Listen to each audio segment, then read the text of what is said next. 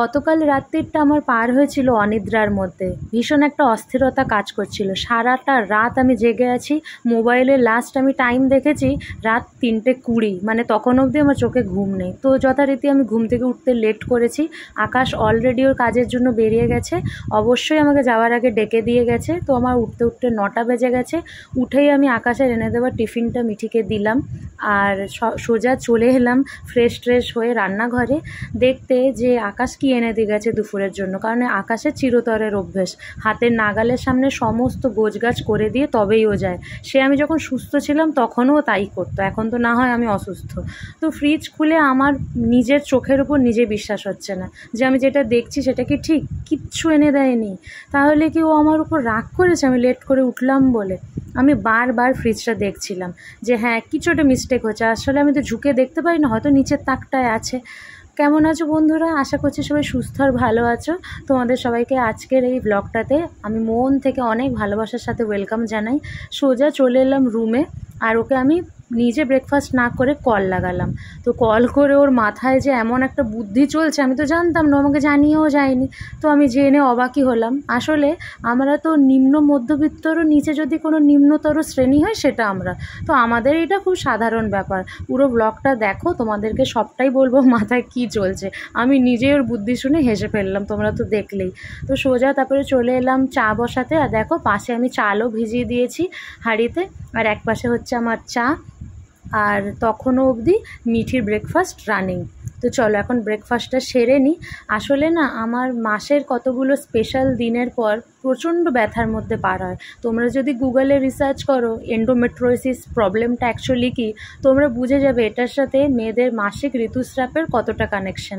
প্রত্যেক মাসের ঋতুস্রাবের সাথে আমার এই জিনিসটা গ্রো থেকে গ্রো হয়ে যাচ্ছে, বাড়ছে। তো এবার স্বাভাবিকভাবে কোয়েশ্চেন তোমাদের মাথায় আসবে যে এত প্রবলেম অপারেশন করছো না কেন?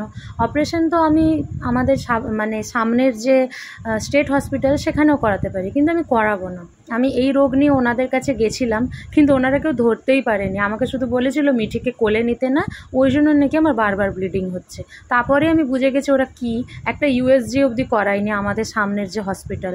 তো তারপর থেকে আমি যে ডক্টরকে দেখাচ্ছি সেই ডক্টরের যেটা বাজেট সার্জারি করার সেটা এখনও জোগাড় হয়নি।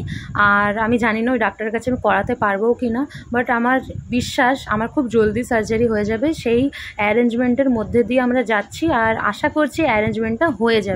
ততদিন কষ্ট যতদিন ভোগার লেখা আছে কপালে, ভুগতে তো হবে বই কি।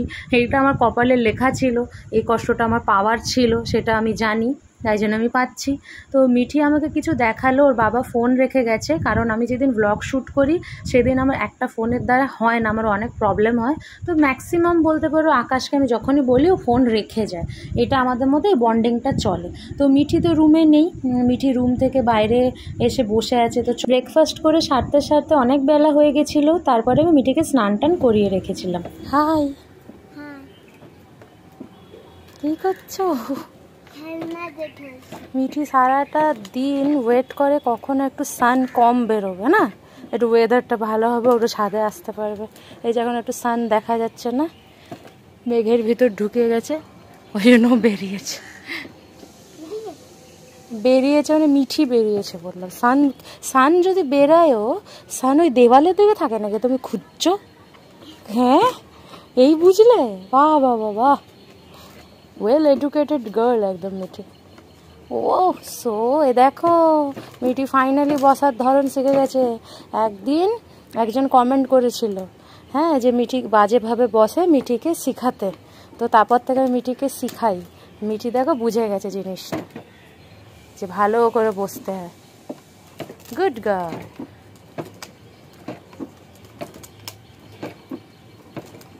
ঠিক আছে তুমি খেলা করো, আসান বেরোলেই তুমি রুমে চলে আসবে। ওকে হ্যাঁ, আর শোনো এই খেলনাটাকে আবার সাইড করে দেবে। হ্যাঁ এমনি করে মাঝখানে জড়ো করে রাখবে না। টাটা।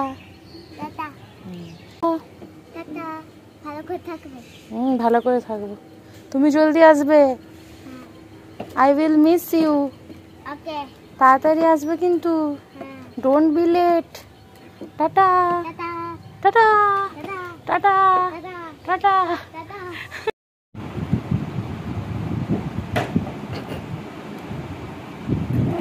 দেখছো কাণ্ড, ও জানে না যে আমি ভিডিও করছি, এই করে সে ঘোড়াকে কখনো উল্টা করবে কখনো সোজা করবে, ওর এই খেলা। কি করছে কে জানে। তাকে আমি বললাম যে তো ছোট সাইকেলটা বের করে দেবো,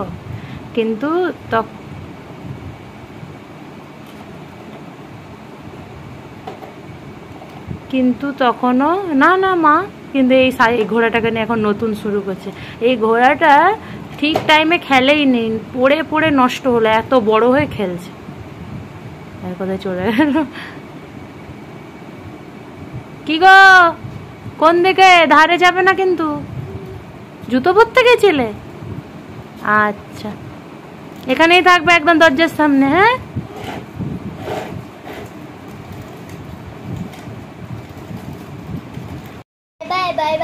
এক সেকেন্ড, এটা হাতে কি?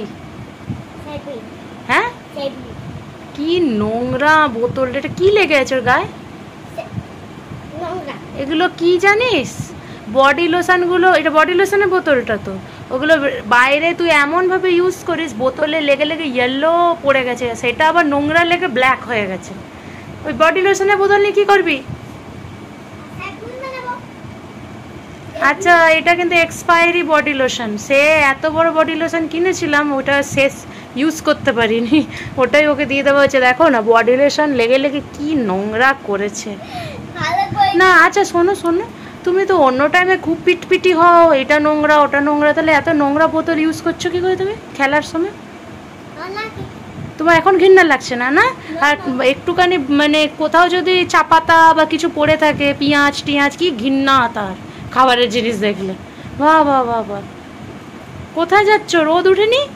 বাবা, আছে তো সান বেরোচ্ছেই না, কি মুখ।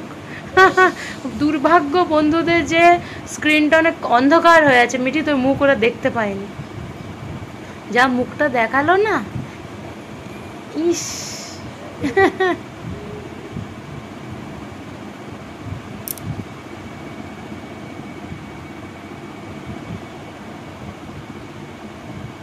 এটার বডি লোশন আছে নাকি জল ভরা আছে?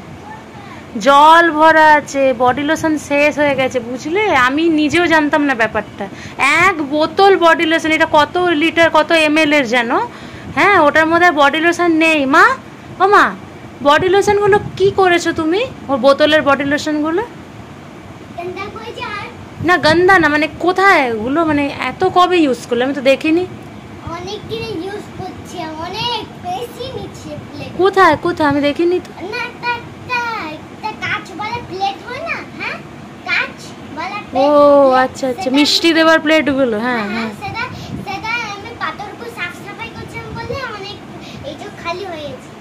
খালি? হ্যাঁ, শেষ। এখন তুমি খালি বোতলে জল ভরেছো? হ্যাঁ, তারপরে এখন এটা সেট হয়ে যাবে। এই বোতলটা দেবে তো সাফ সাফাই করে দেবো, ঠিক আছে? ঠিক আছে। হ্যাঁ, খেলা হয়ে গেলে আমাকে দিয়ে দেবে, ওই বাসন ধোয়ার জায়গায় রেখে দেবে। ই বাবা, ওরকম করতে না, এটা স্টাডি টেবিল না, অমনি করতে নেই। কি ধরছো বলো? আরে তোমার ভিডিও কেউ করে না গো, আমার ভিডিও ব্যাক ক্যামেরায়। এই যে শাক ধুচ্ছি, মা থ্যাংক ইউ ভিডিও করে দিলে। এটা আমি রেখেছিলাম মায়ের জন্য, মা ধোবে বলে। হ্যাঁ, তুমি শাক ধোয়া হয়ে গেলে তারপরে করবে এটা। হ্যাঁ হ্যাঁ মা, সাবুনটাতে। ঠিক আছে, বাই বাই। এই যে চলো, এখন তার কাছে আমি কি পায়ের মধ্যে রেখেছি, চলো। কি বলবো আর আমি তোমাদের, হিজে দেখে না আমি কি বানিয়েছি। আর এত অন্ধকার তোমরা দেখতে পাবেন। আমি এখনই লাইট চালাচ্ছি,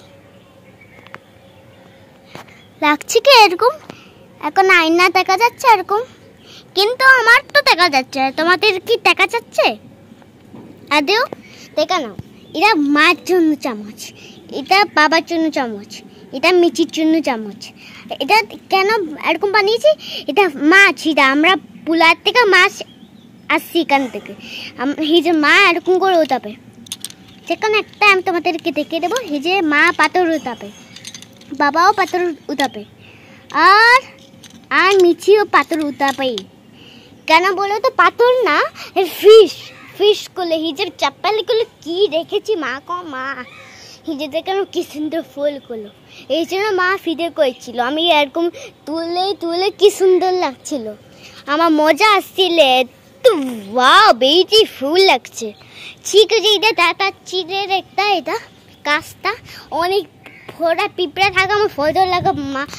মা পালিয়ে যাই না না কিছুটা নিয়ে আসি, তারপরে আমি করবো। আমি রুকে নাও, ছি ছি, আমি গানটাকে ধরছি আর আমি এটাকে নিয়ে যাই। চলো মা মা গো মা, গায়ে রেখে দিই। হ্যাঁ,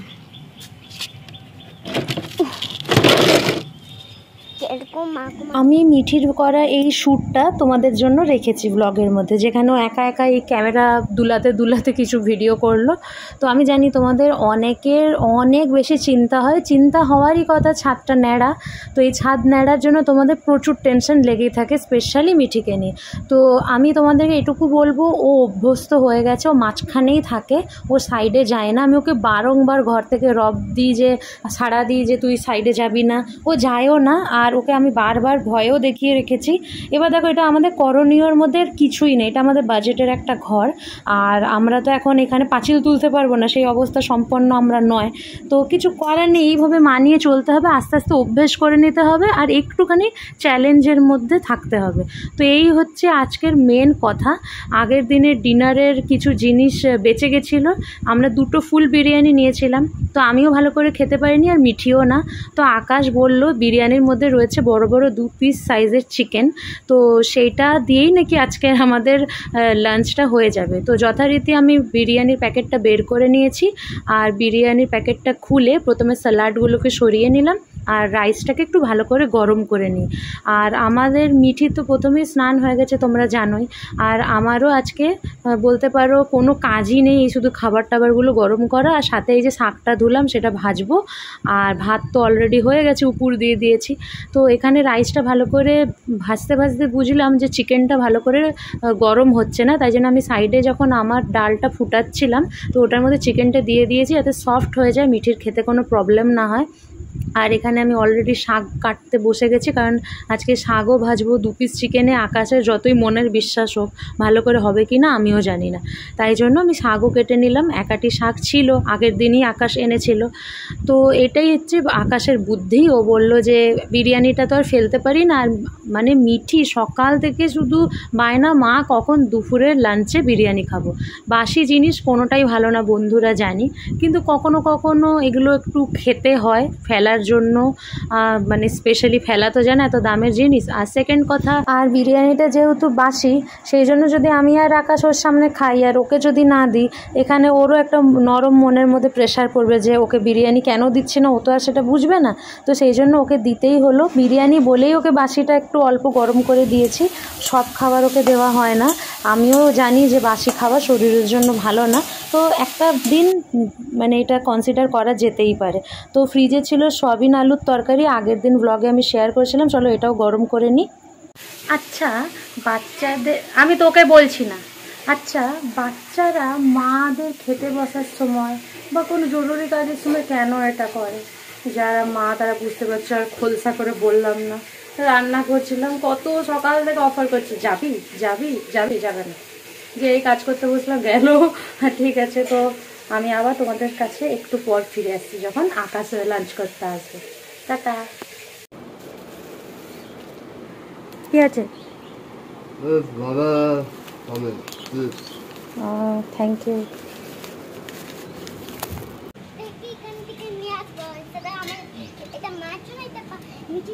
পাবার জন্য, হ্যাঁ চল চল চল চল।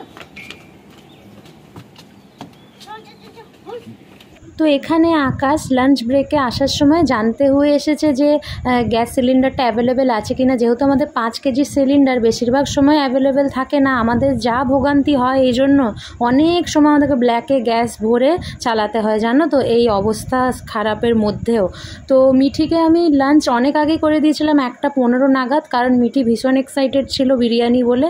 তো আমাদের তখন অবধি লাঞ্চ হয়নি, আমার তো হয়ইনি, আর আকাশেরও হয়নি। আমি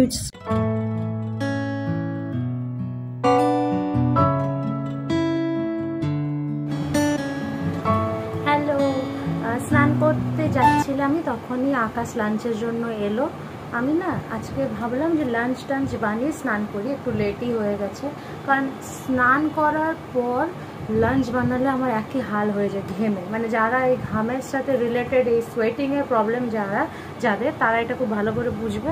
তো আকাশ আমাকে একটা প্যাকেট দিল, তো আমার তো একটা জানো তো অভ্যেস, তোমাদেরকে কিছু শেয়ার না করলে আমার ভালো লাগে না। তো চলো তোমাদেরকে দেখাই আকাশ কি আনলো আর কেন আনলো। তো আমি একটু কানে খুঁজতে গেছিলাম, এইটা হচ্ছে আমার এখানে ওখানে যাওয়ার কানের, এই দুটো একসময় আকাশ কিনে দিয়েছিল, আমি তোমাদেরকে দেখিয়েছিলাম একটা ব্লগে। তো এটা কালার দেখো পুরো চটে গেছে, না পরে মানে আমি তো খুব একটা বেরোই না, খুব কাজ থাকলে অফিসিয়াল বা ডকুমেন্টের রিলেটেড যেখানে আকাশের কথা বলার প্রয়োজন হতে পারে আমি সেই সব জায়গাতেই যাই, আদারওয়াইজ আমার বেরোনো হয় না, আকাশ নিয়ে যায় না, ঠিক আছে।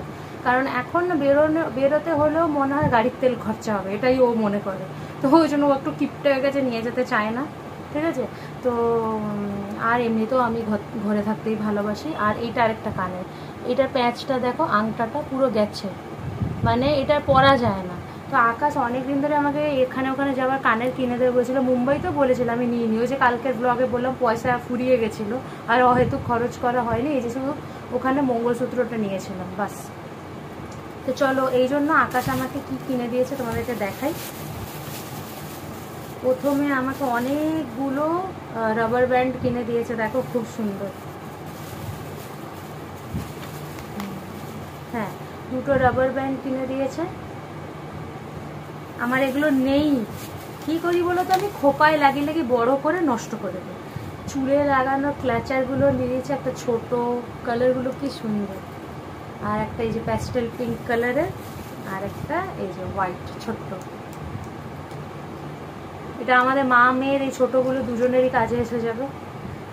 তো এটা গেল, আর একটা এদিক ওইদিক যাওয়ার জন্য কানের কিনে দিয়েছে। তো চলো তোমাদেরকে এটা খুলে দেখাই।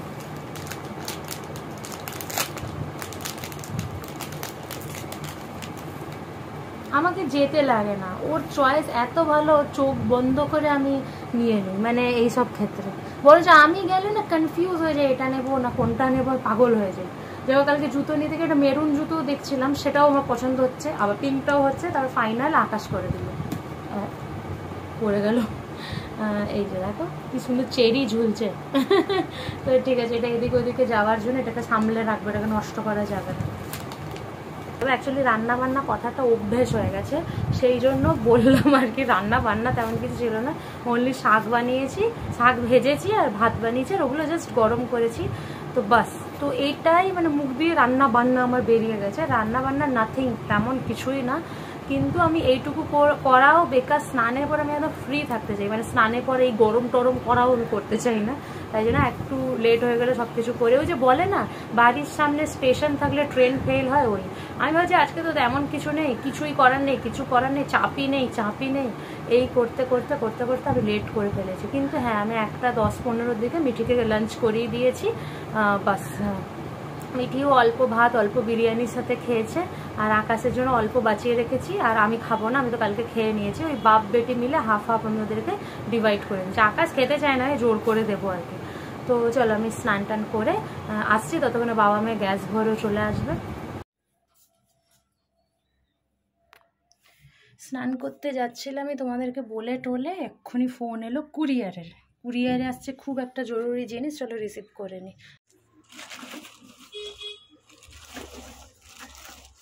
তো আকাশ বৃষ্টি মাথায় নিয়ে সবজি বাজার করে নিয়ে এসছে, সেই ব্লগটা তো দুপুর থেকে আর দেখাতে পারিনি, মানে কিছু আর করিনি। তো এখন আবার ঠিক এখন রাত 9টা বাজে, এই যে এই প্লাস্টিকে রয়েছে আদা রসুন, এগুলো আনা হয়েছে একটা স্পেশাল কাজের জন্য, কাঁচা আম আচার বানাবো খুব জলদি, বর্ষা ঢুকে যাচ্ছে, আমরা এখন আচার বানাবো। আমরা একটু আলাদা। শসা, এই কাগজগুলো সরাও তো, এত মিঠিটা বাজে না, নোংরা করে রাখে। আর লঙ্কা,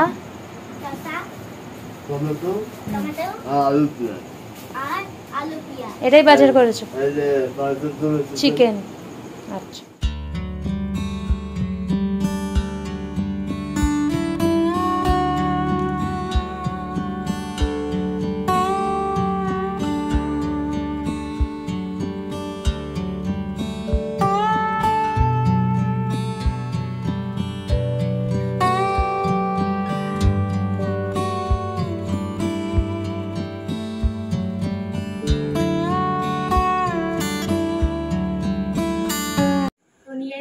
ঝুড়ি আর 2 হাতে তোমাদের দাদার আনা পাকা পাকা কাঁচা আম। তো চলো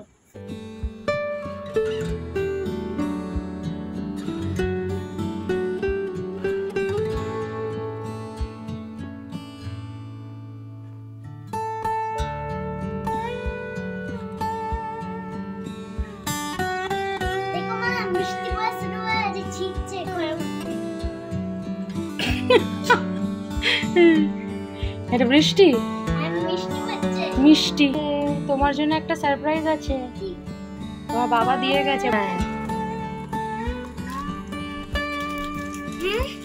তোমার ফেভারিট ওরিও বাবা সকালবেলা এনেছে। হ্যাপি বড় ওরিও, হ্যাঁ খাওয়া ছোট্ট ছোট্ট খায় আমার লালা না। হ্যাপি তো খাও। তো বন্ধুরা কালকে শুরু করা ব্লগটা আজকে শেষ করছি, আশা করছি তোমাদের ভালো লেগেছে। যদি ভালো লাগে অবশ্যই লাইক করে দিও, আর নতুন হলে চ্যানেলটা সাবস্ক্রাইব করে দাও। হ্যাঁ চ্যানেলটা সাবস্ক্রাইব করে দিও। তো দেখা হচ্ছে খুব তাড়াতাড়ি। সবাই ভালো থেকো, সুস্থ থেকো আর নিজের খেয়াল রাখো। টাটা।